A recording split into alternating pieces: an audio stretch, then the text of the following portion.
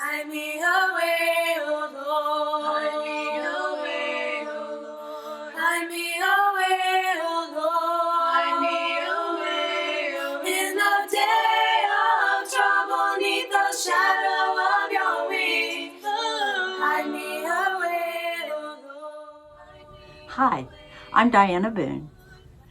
In my experience as a professional, as a wife, a mother, and even a grandmother, there are a lot of moments and even days that fall into special, heartwarming, amazing memories for me. For example, seeing a favorite aunt after a long absence, watching a child, anyone's child, whether it was mine or my grandchild or someone else's, take their first steps. I love those things. However, I know that each of us has faced or will face losses and are possibly tragedies, many of which are very unexpected. Can you say 9/11 or COVID-19? Those were very unexpected to live through. To be honest, I thought a pandemic was like something in the history books or for sci-fi literature, something maybe in the far, far distant future in the world. But here we are, and I'm delivering this information virtually for the safety of all of us. Well, I'm not here right now to remind you of cherished memories like I started out with. I do want each of you to take just a moment to think of a time when you felt content, happy, or blessed, or all three. And now close your eyes and visualize that moment, keeping your eyes closed while I remain silent.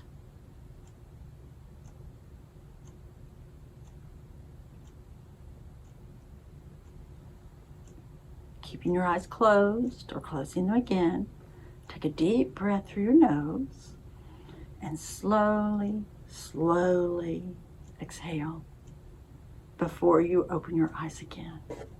Thank you. That is visualization, and we're going to talk about visualization again in a moment. When we're stressed, we tend to hold our breath or breathe very shallowly. Both of these autonomic behaviors or automatic behaviors keep us from being able to access the full range of our cognitive abilities. In a moment, I'm going to show you a breathing exercise to help you during times of stress. As you read in the foreword, I'm here, however, to talk about unexpected loss and even tragedies when they happen to you and me, including losing safety and familiarity as in COVID-19, or losing a friend, a dream of getting pregnant, losing a baby through miscarriage, or having a chronically ill child or one with special needs, losing trust in your partner, or maybe even your marriage, your home through fire, or you can't afford it, or tornado, your physical or mental health of a loved one, your job or your husband's job, and even the death of a loved one. Then on top of all of those, there are tornadoes, random shootings, mass shootings, and now even riots. Why did I even say yes to this topic? Because we're going to be okay. We are going to make it through loss and tragedy every time in this world. Proverbs 3:5-6 reminds us, trust in the Lord with all your heart and lean not on your own understanding. In all your ways acknowledge him, and he shall direct your paths. Way back in Genesis 15:1, the word came to Abram and said to him, and therefore us as his descendants, I am your shield, your very great reward. In my own life, I've experienced a lot of loss, change, surprises that I wasn't prepared for, including miscarriage, a child with chronic asthma, And even one of my children was tested right before the age of 2 and found to be allergic to beef, milk, chicken, eggs, citrus, grapes, potatoes, and beans and legumes. What the heck do you feed a child? So, and then kind of the loss of my own identity. I let myself be so-and-so's mom, or the other child's mom, or Carrie's wife. And I've had experienced depression, my own, and some of my other family members. My husband's job losses, grown children living halfway across the country, and my husband's early onset Alzheimer's and his eventual death from that disease. But God, my protector and sovereign Lord, has made a way for me every time something unexpected and hard has happened in my life. And He will always do the same for you. He will provide information, a person, direction. I can really relate to this quote I want to read to you from Max Lucado in a little book, God Will Use This for Good. Deliverance is to the Bible what jazz music is to Mardi Gras. Bold, brassy, and everywhere.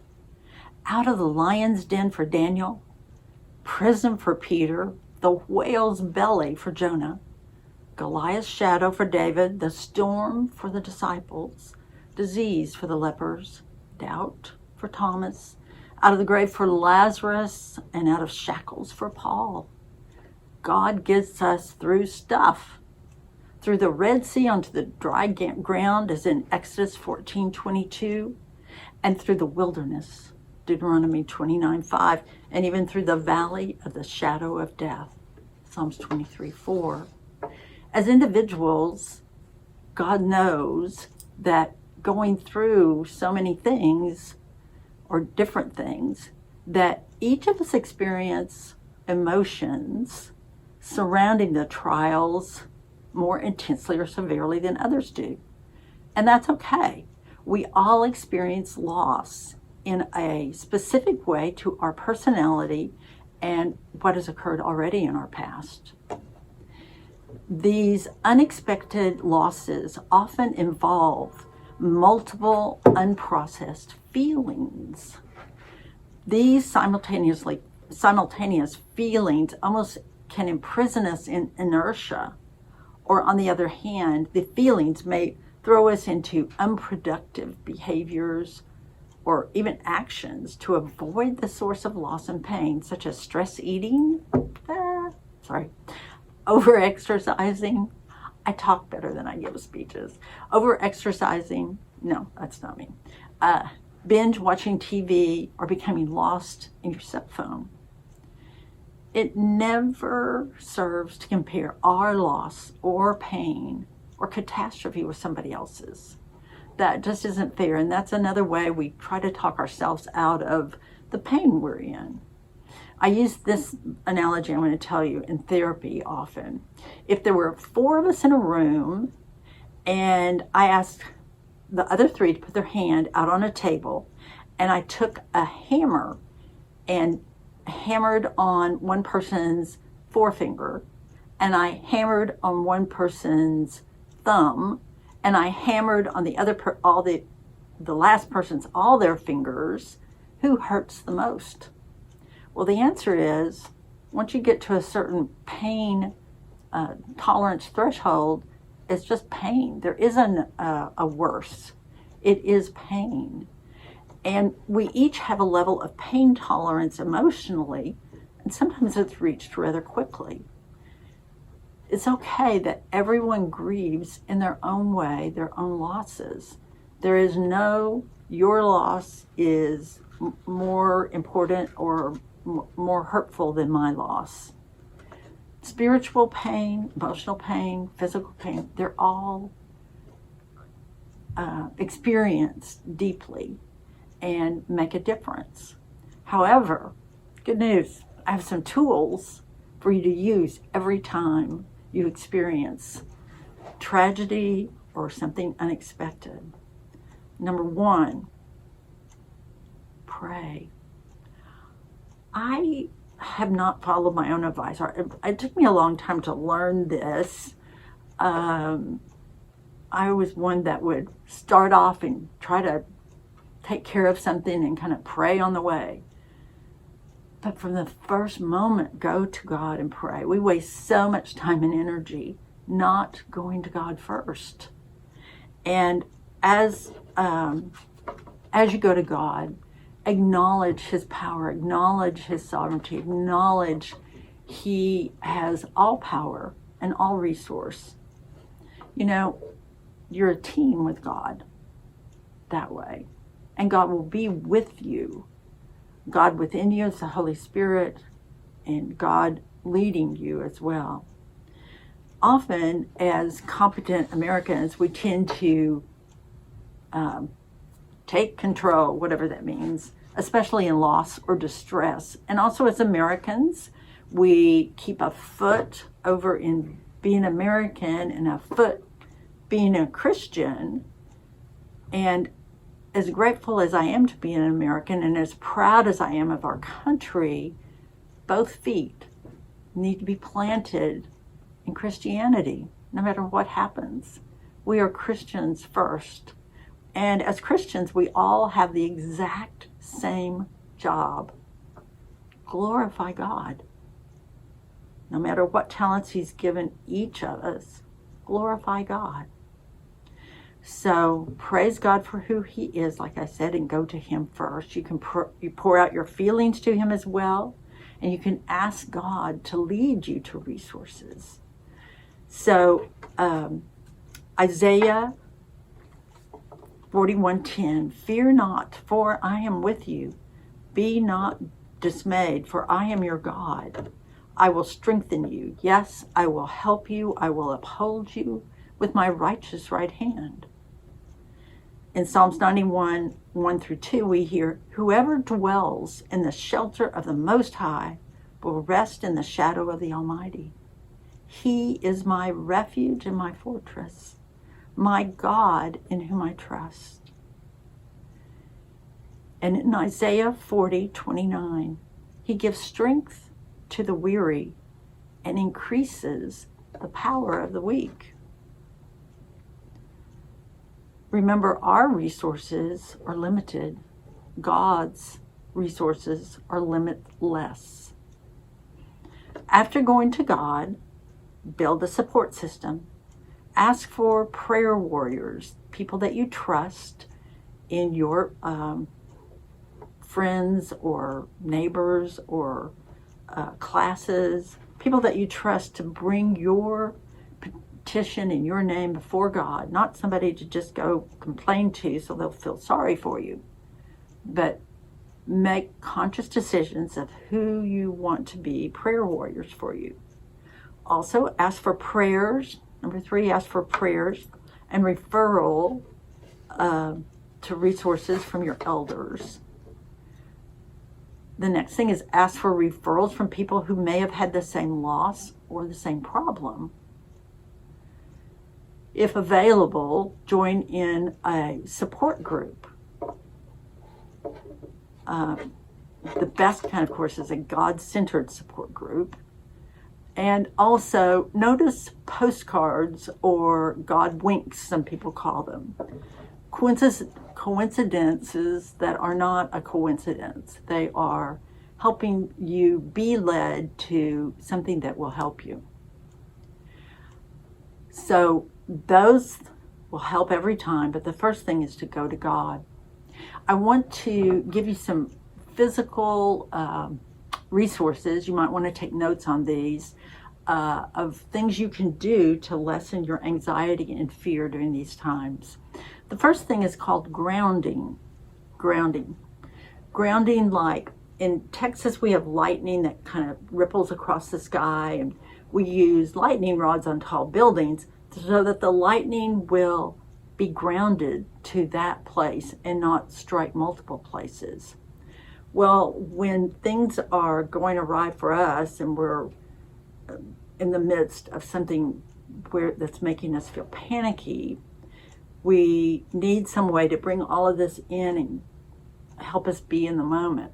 So in order to ground, you can move your feet. It's supposed to be my feet. Move your feet, shuffle them around, lean on your weight on one foot or your weight on the other foot. That's the first thing. The next thing in grounding is touch something tactile, glasses, clothing, jewelry, and then look around wherever you are and name what you see. I see a series of blue books. I see brown wood grain strips of wood. I see gray chairs.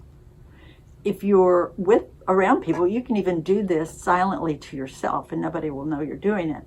And then you say the date.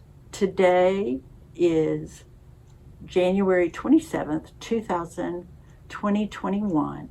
And right now, I am safe and I am with God and God is with me. And that's grounding. Helps you narrow in and be in the moment. The second resource of skills for fear and anxiety is deep breathing.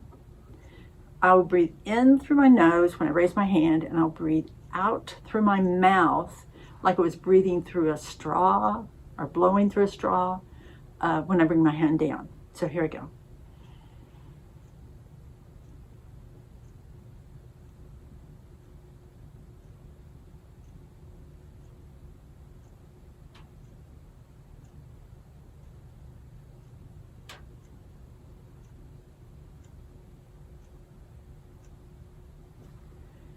Doing a slow breath like that, no cheating, like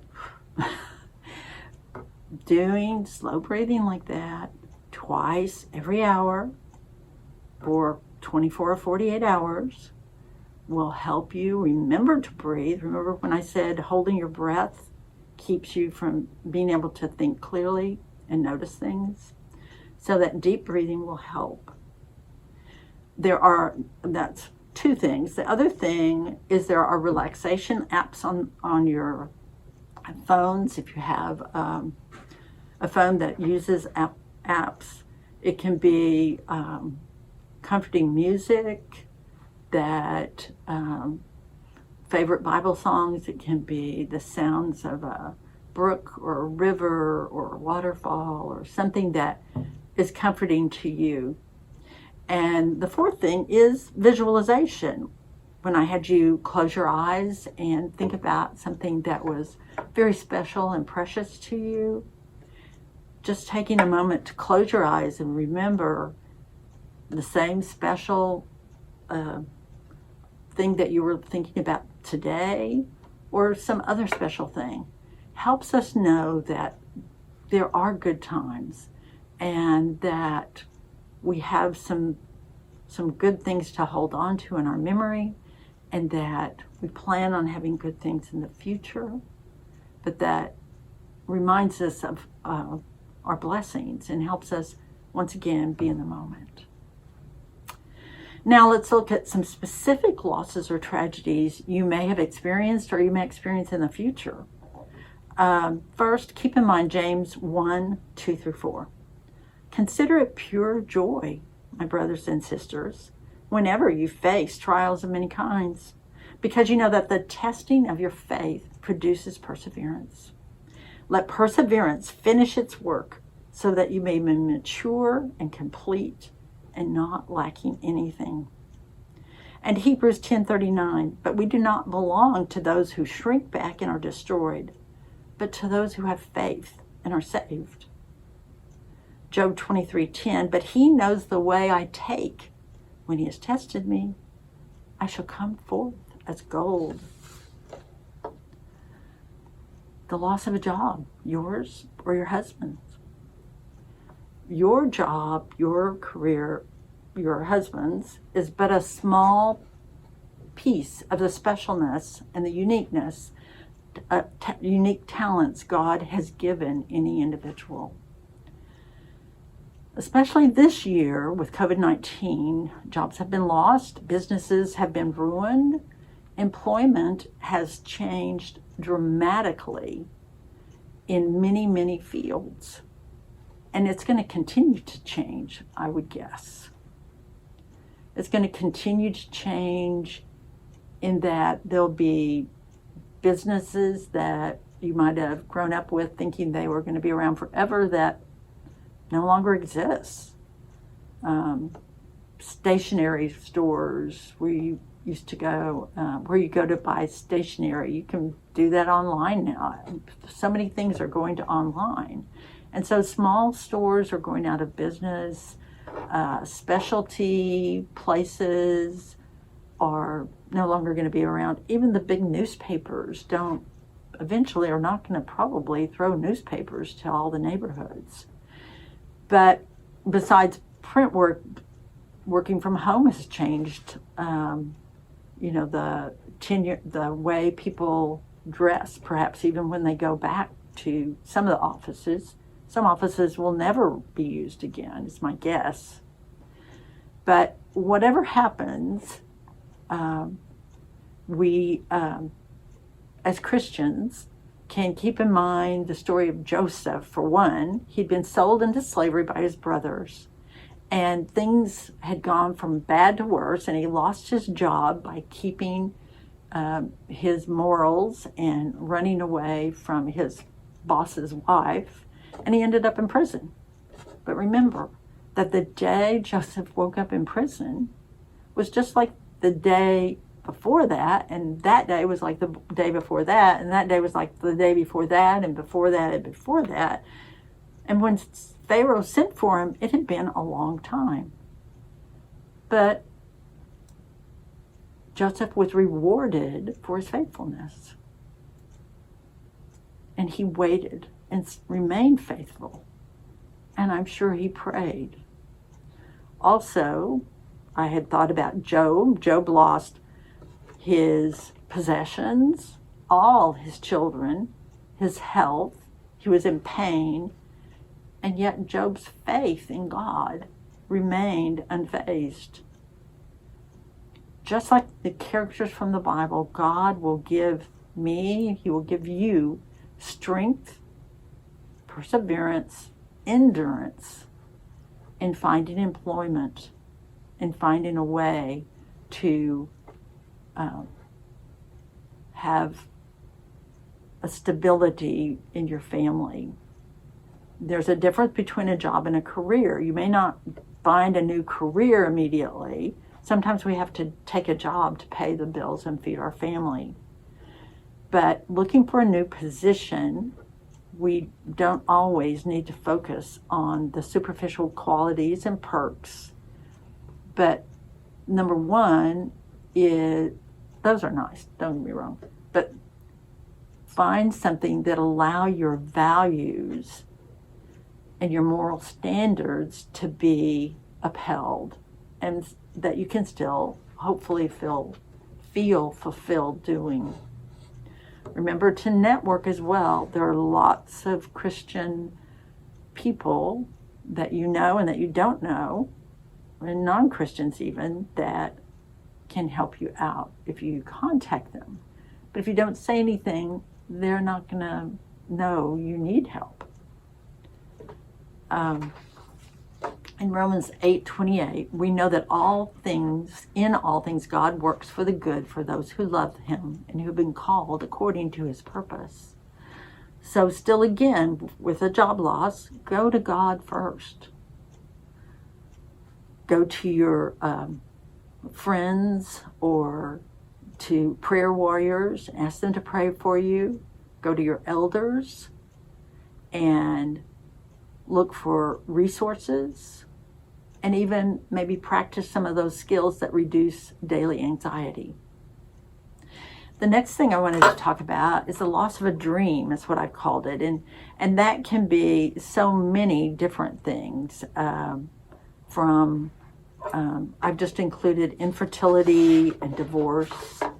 I have 3 children, but yet there was a time for 3 years that we tried to have a child and were not successful in getting pregnant. And I know of other people who have tried to have a child and got pregnant and had a series of miscarriages. It's a hard, emotional loss to feel like that this thing that you planned on, maybe you even talked about names and you waited and strategically as a time to start your family, but no pregnancy and no pregnancy, or pregnancy and loss and loss. And it's not just a current day problem. In Genesis 11:30, we know that Sarah, Abram's wife, was termed barren, meaning she didn't get pregnant at all, or if she did, she didn't carry the child. And Rebecca, Isaac's wife, it took them 20 years to get pregnant in 1 Samuel 1:5. Also, we're told that the Lord purposely had closed Hannah's womb when she went to the temple, and she begged and pleaded with God to give her a child in verse 20. In the course of time, Hannah conceived and gave birth to a son. And that was 1 Samuel 1-5, I'm sorry. Rebecca and Isaac was in Genesis, 27, somewhere around there.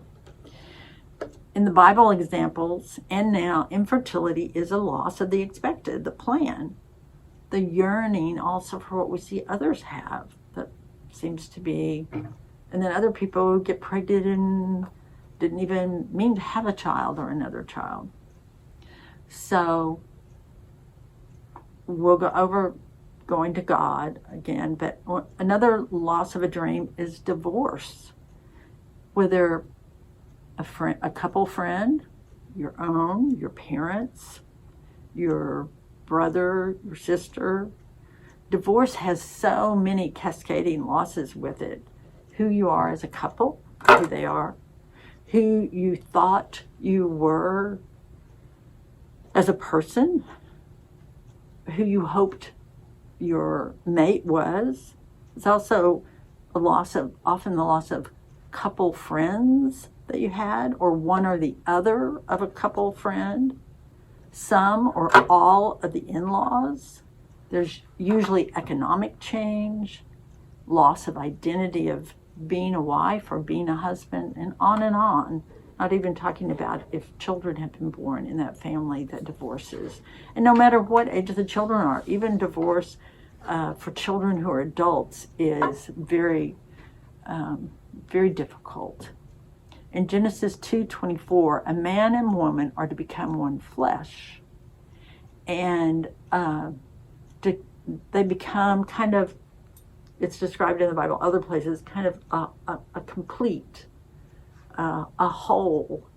And you can't become intimate with each other beyond physically unless you talk to each other. You can become intimately physically, but to be one, you need to talk with each other as well. And talk about hopes and dreams and disappointments, concerns, daily life, but favorite scripture, sing songs to God together, or no one in my family really wants me to sing, but share gratitude to God each day with each other, and have more to do than just the surface of making it through the day. But so many days it's just trying to make it through the day, and I understand that. And I'm not saying that this is something I knew how to do my whole life. One reason that, in my professional experience, one reason I've learned affairs happen is that sometimes with office or workmates, they simply develop a dialogue. The talking passes a boundary into more intimate discussion of who they are as people, or intimate discussion of an attraction for each other. And that leads to physical attraction, which can lead to an affair and being disloyal to the marriage and ruining often two marriages rather than just one. And the other thing I learned seeing couples is that when a couple comes in, if each male and the female have intense feelings coming into me for marriage counseling, they don't have to have the same feeling, but they can be desperate, sad, in despair, furious, angry, just seething even. That's a pretty good prognosis for the marriage. I have something to work with. But if they come in and one of them has all of this feeling and the other one is just like, whatever, it's usually too late. Hasn't been a good prognosis. So I'm saying this just to say, if you or someone you know is having marital problems, don't wait too long to get help. There needs to be help where there's still a lot of feeling about the relationship going on. So I'm going to put in a little plug for something I saw on Netflix. It's called The Social Dilemma, and it explains how cell phones have literally become addictive and how many apps we use do what psychologists have learned to do, which is behavioral modification. But these big apps do this on purpose to get the users to think differently than they did previously. And I just think that this information on how cell phones are changing each of us and our thought processes through deliberate behavior modification is something we need to be aware of. And that's one thing that comes up with marriage problems as well, is if your mate has some kind of addiction to, we think of alcohol or drugs or sex, whether it's on the internet or not, but it's also, an addiction to computers. I had a couple one time that they both worked and they texted, or they really just IM'd each other on their computers. Well, after they went home, they ate together pretty silently, went upstairs. They had these 2 bedrooms they described with a wall, and there was a computer on each side of the wall in 2 different bedrooms. And for the rest of the evening, they sat on their computers, and every once in a while they would IM each other. We've got too much machinery going on that we stay away from that talking and that intimacy. Ephesians 4:2 we can apply to our mate. Be completely humble and gentle, be patient, bearing with one another in love. And we need to be that way. But if our mates are wronging us by not being available, then we need to say it out loud to them, just like in Matthew 18:15 through 16. And if that doesn't work, go to your 2 best friends, or maybe even 2 elders in front of your mate to talk about this. But again, any loss of a dream, go to God first.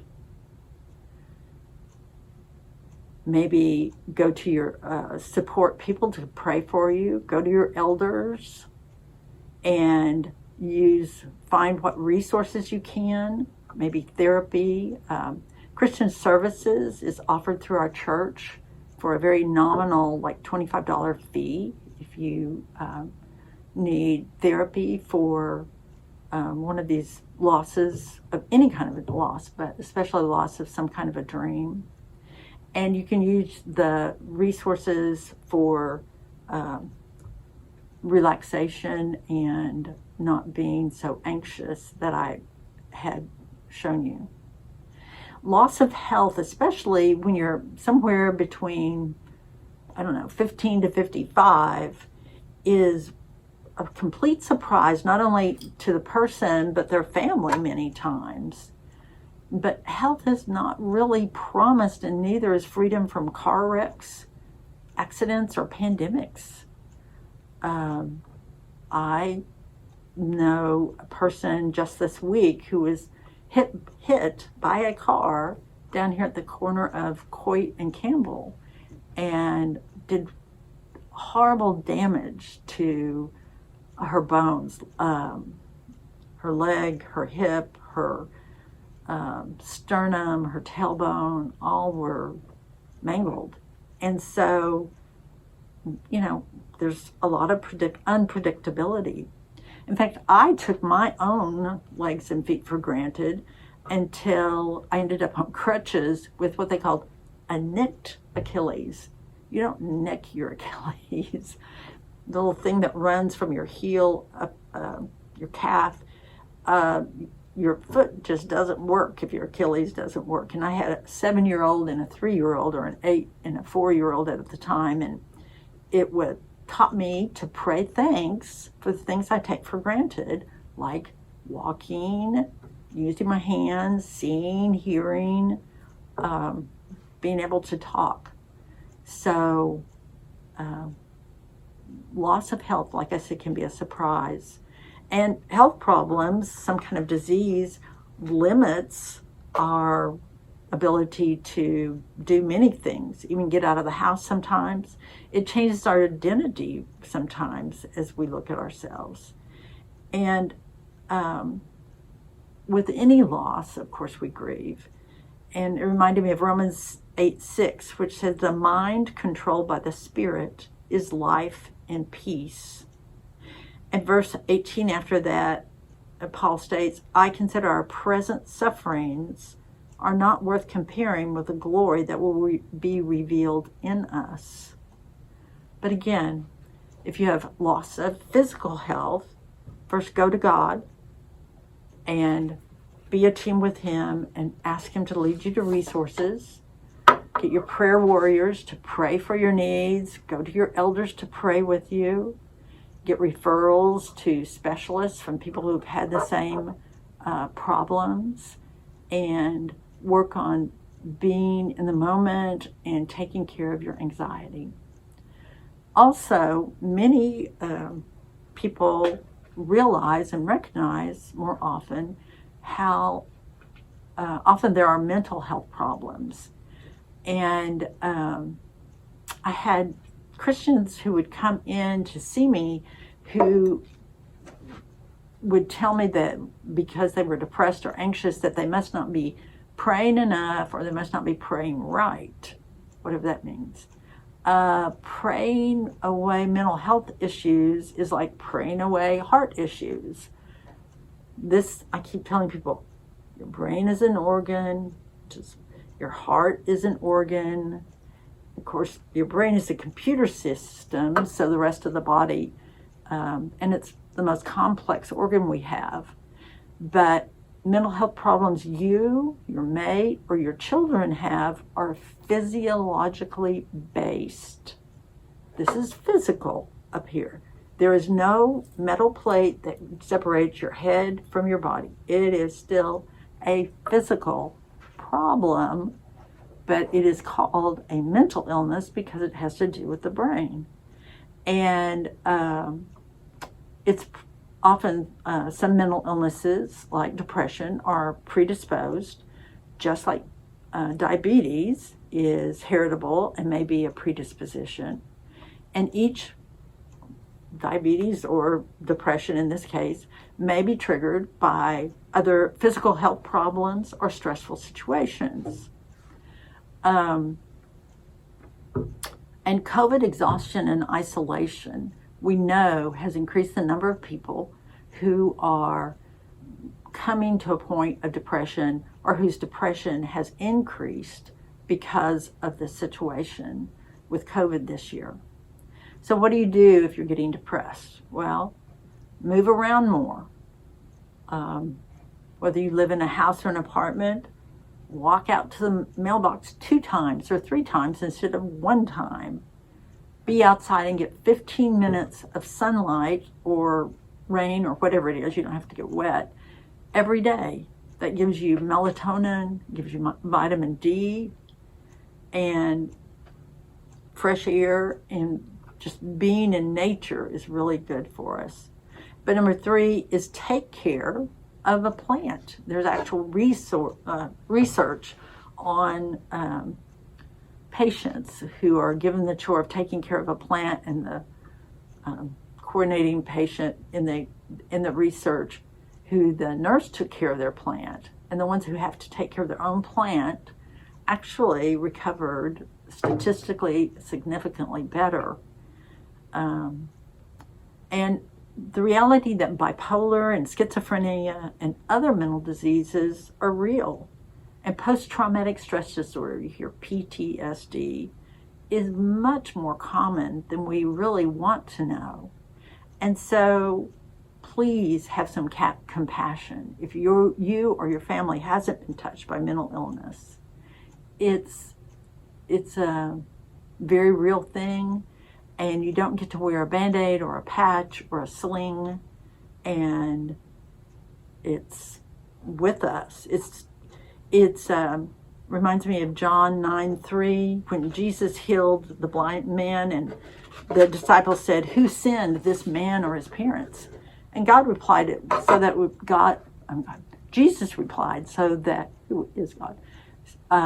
So that God would be glorified, the man was blind. And blindness then was pretty mysterious. And mental illness does not have to be mysterious today, my friends. It's not much different than an autoimmune disease. It just means something is not working right. But again, if you have physical or mental illnesses, go to God. Your ability to be intimate with Him in your needs is very important. Ask for prayer warriors. Go to your elders for them to pray with you and help you with resources. And get some other resources, psychological resources or physical resources, through doctors. We have a very fine, amazing network of well-respected doctors in such a great metroplex as we live in. Another thing that I wanted to talk to you about tragedy, often brings up the idea of death. Death of a parent, sibling, a grandparent, death of a spouse, death of a friend, or even death of a child. Death is loss.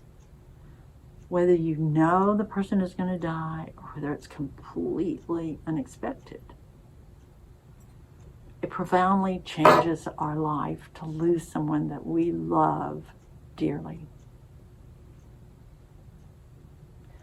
We may not realize it, but we really are grieving for ourselves and the loss of that person and their place in our lives. We continue to live, but sometimes it almost feels like we've had an arm or leg cut off, because we have to learn how to balance ourselves and navigate through life. Yet in 2 Corinthians 5:1, we're told, we know that if the earthly tent we, or they, live in is destroyed, we have a building from God, an external house in heaven, not built by human hands. And so our loved ones, their life has ended, but we have this promise that they have a place, and we are the ones left in the world. Even like, I was glad for my husband to die. I was glad for him to die.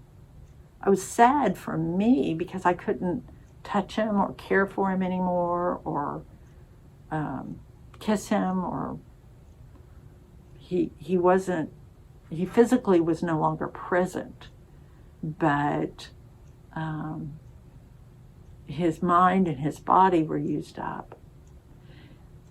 Romans 8:18 says, the sufferings we have now are nothing compared to the great glory that will be shown to us.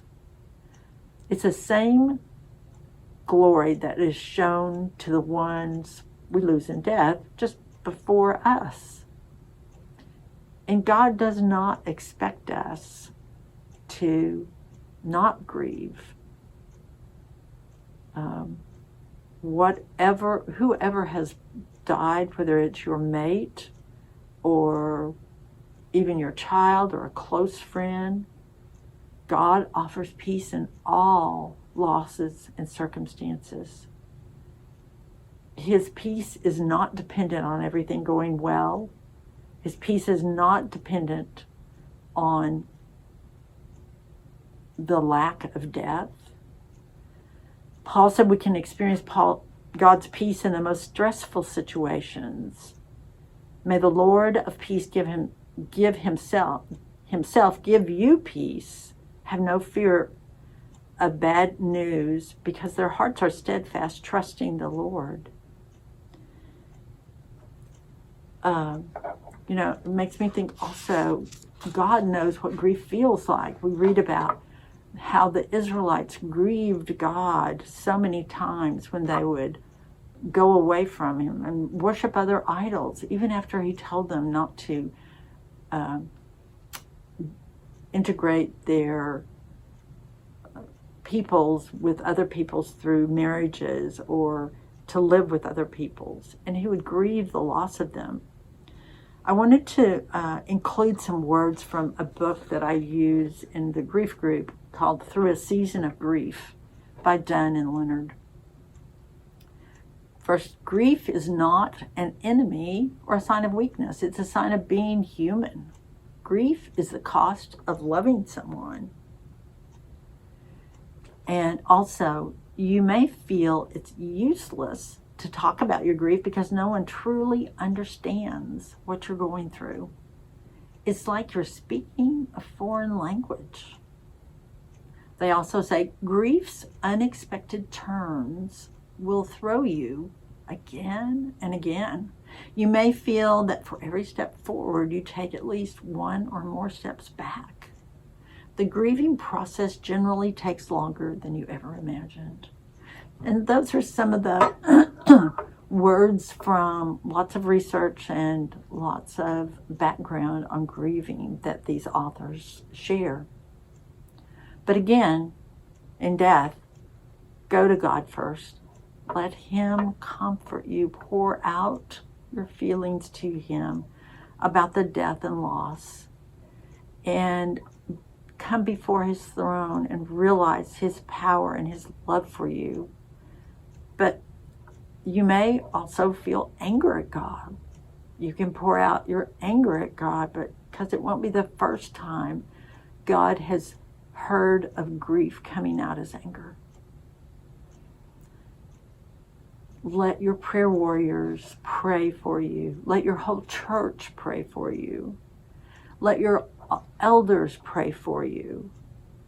Seek a support group, or specifically find a way to talk to someone about your loss.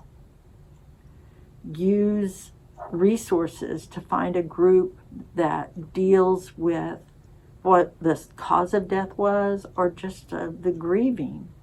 And also use the stress relief behaviors.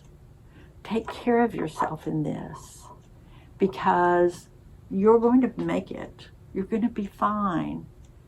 But it hurts. And it hurts for a long time.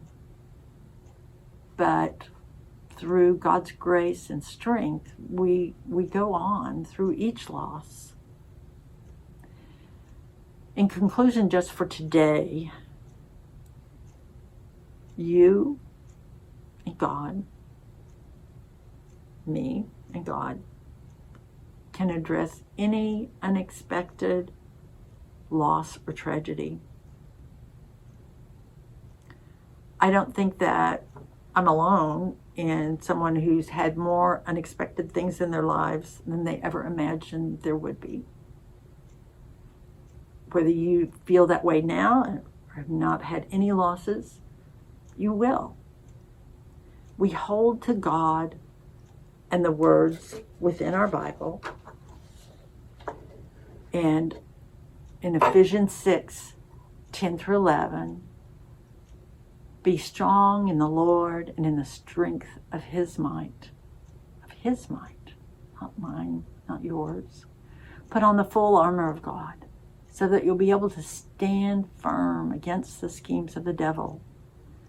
And in 2 Corinthians 4, 8 through 9, we are hard pressed on every side, but not crushed, perplexed, but not in despair, persecuted, but not abandoned, struck down, but not destroyed, even by unexpected loss or tragedy.